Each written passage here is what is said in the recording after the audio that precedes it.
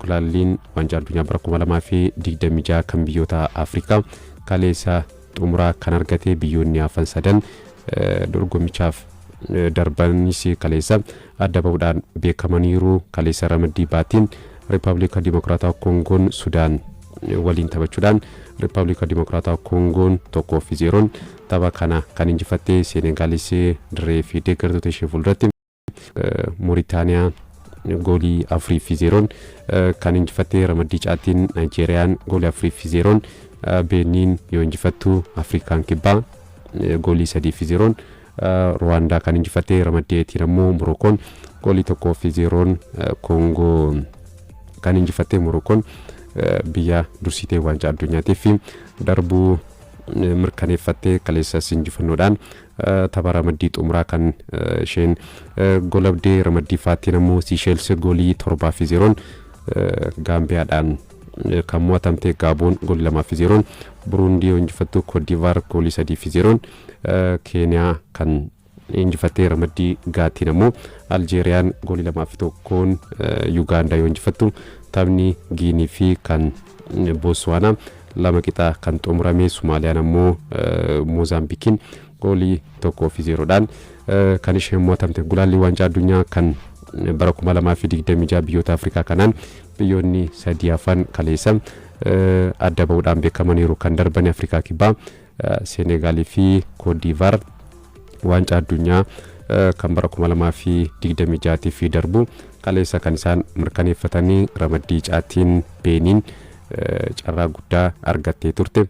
Ittiin fayyadamni Naayijeeriyaan kaleessa injifattuus darbu hin dandeenye. Afrikaa Kibbaa ofii injifattee mo'amu Beeniin hordofuudhaan waancaa addunyaatiif darbu kan mirkaneeffatte Afrikaan Kibbaa goolii 3-0 Rwaandaa injifachuudhaan waancaa addunyaatiif darbu kan mirkaneeffatte Zaalentee Imbaazaa akkasumas Osiin Ampolosii fi Makgoopaa goolii injifannoo kan Afrikaa Kibbaa taphattoota galchanii garaagarummaa qabxii tokkoon hirmaannaa waancaa addunyaa mirkaneeffatte. Afrikaan Kibbaa qabxii 18tiin ramaddicha olaantummaan kan xumurte. Naayijeeriyaan qabxii 17 goolii qulqulluu 7 Beeniin qabxii 17 goolii qulqulluu 1 sadarkaa lammaffaa fi sadaffaan kan isaan xumuran. Afrikaan Kibbaa waggaa 15 booda waancaa addunyaatiif kan isheen darbite waancaa addunyaa 3 darbeen osoo hirmaatiin kan hafte kan bara 2014 18 fi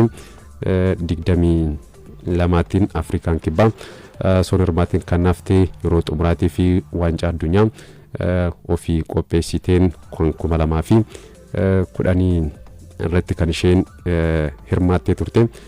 Jabana Shaabalaa Lafaa Boora yeroo xumuraatii fi kan isheen hirmaatte kaleessa garuu galata Naayijeeriyaa fi ta'utti hirmaannaa waancaa addunyaa kan isheen argatte tarii silaa kaleessa osoo Naayijeeriyaan Beeniin injifachuu osoo baatte Afrikaan Kibbaa waancaa addunyaatiif hin darbitu kan turte. Naayijeeriyaan yookiin ammoo Beeniin osoo Naayijeeriyaa kan injifattu ta'e Afrikaa Kibbaa osoo hin taane Beeniin waancaa addunyaatiif kan darbitu ni ta'a kan ture.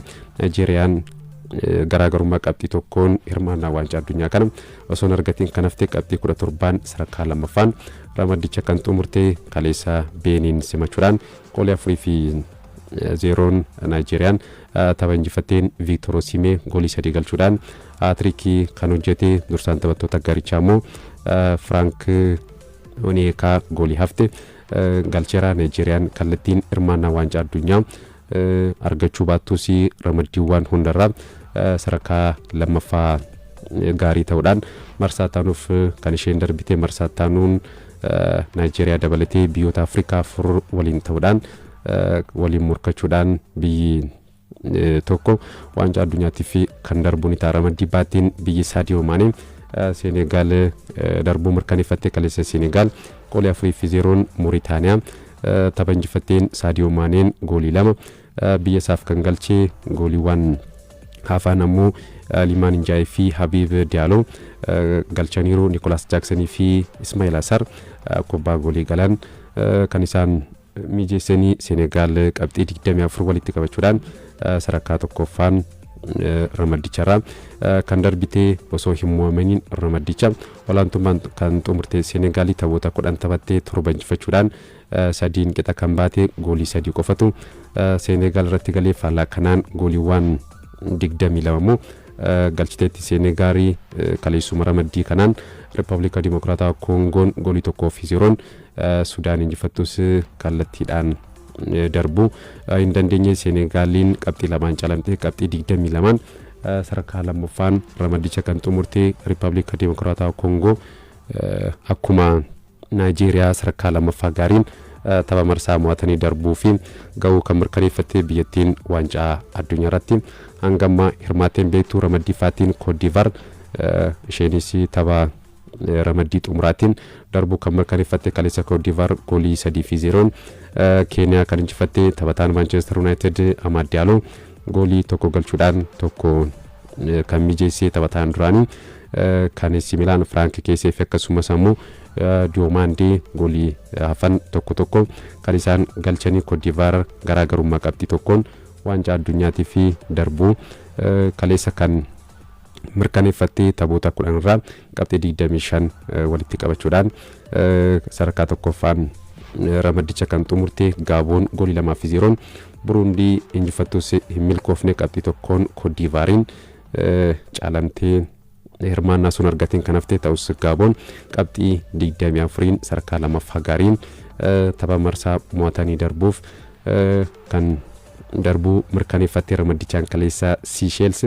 goolii 7-0 Gaambiyaan kan isheen mo'atamte Seychelles biyya taphoota ramaddii hunda walittaan Sudaan mo'atamtee taphoota sadiitu taphoota isheen taphattee hunda Seychelles kan isheen mo'atamte goolii kan Gaambiyaa torban kaleessa galan taphattoota sadiitu galchee CDB akkasumas ammoo Baaroo goolii 2 yoo galchan Alaasana Maane goolii 3 galchuudhaan haatriikiin kan hojjete taphataan kun Maaneen kaleessa goolii 3 galchuudhaan haatriikii hojjete dabalataan kubbaa goolii galan lamas mijeessee kan inni kenne kaleessuma taphoota birootiin ramaddeetiin dursitee darbuu kan mirkaneeffatte Morookoon goolii 1-0 Kongo kan injifatte Yusuf El Nasri goolii injifannoo galcheraa kubbaa goolii galee kan ammoo Ashraf Hakimitu mijeessee kennee fi Morookoon biyya taphoota ramaddii hunda walittaan sitee injifatte taphoota 8 taphatte walittaan sitee injifatteetti qabxii 24 sadarkaa tokkoffaan darbuu mirkaneeffatte ramaddii gaattiin Aljeeriyaan dorfamurraa ka'uudhaan Yugaandaa goolii 2-1 kan injifatte deeqaa ja'affaratti taphataan Yugaandaa Makwala goolii galchuudhaan dursa qabachiiseetti kan ture Muhammad Amawraa deeqaa 81ffaatti taphaan 90 sa'aatiin idilee 90 xumuramee deeqaa qisaasee 9 kennameen 99ffaatti peenaalitiidhaan goolii 2 taphataan kun taphaa fi peenaalitiin galcheen Aljeeriyaan booda ka'uudhaan kan injifattee dursitee biyya darbuu mirkaneeffattee qabxii 25 ramaddii kana olaantummaan kan xumurte Yugaandaan qabxii 18 sadarkaa lammaffaarratti argamti waliigalaan biyyoonni Afrikaa 9 kallattiidhaan waancaa addunyaa bara 2026tiif darbuu isaanii kan isaan mirkaneeffatan Egypt, Cape Verde, Morocco, Algeria,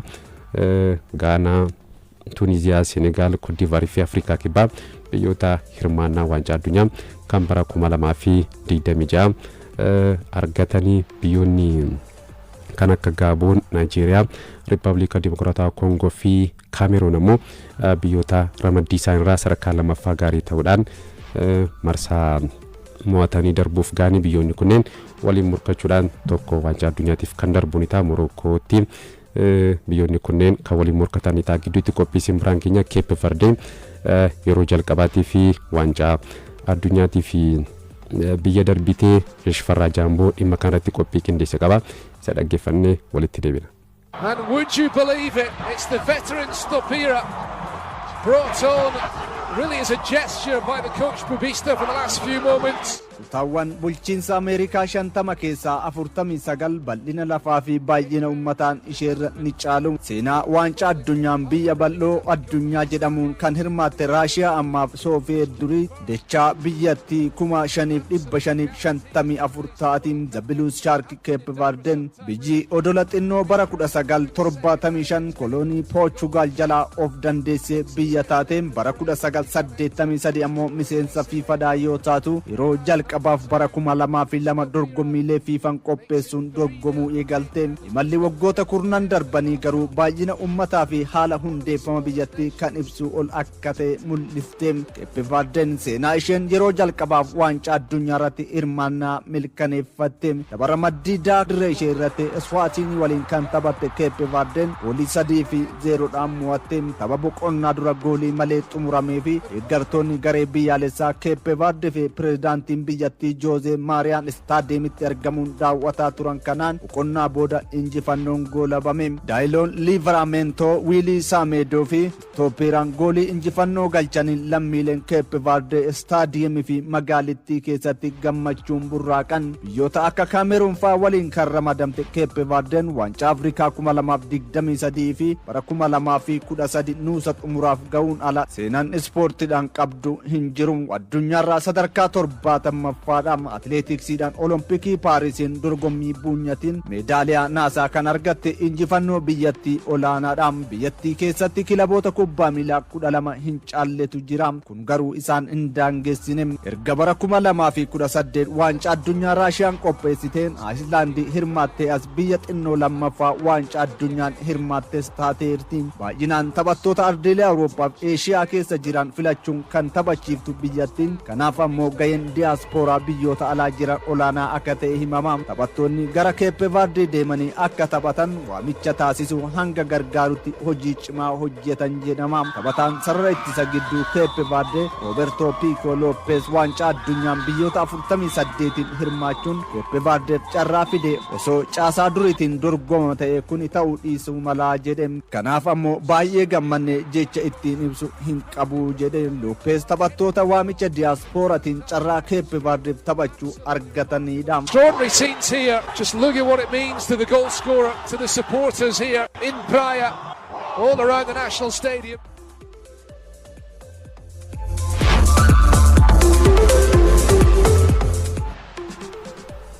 Qophii dhaggeeffannee walitti deebinee odeeffannoo kan biyyoota Awurooppaatiin wal qabatuun kaleessaa kan gulaallii waancaa addunyaa biyyoota Awurooppaatiin England waancaa addunyaatiif darbuu yoo mirkaneeffattu CR7 Cristiano Ronaldoon seenaa haaraa kaleessa kan galmeesse riikardii haaraa galmeessa Cristiano Ronaldoon ramaddeetiin Spain goolii 4-0 Bulgaariyaa Tarkiyyeen 4-1 Joorjiyaa injifatan.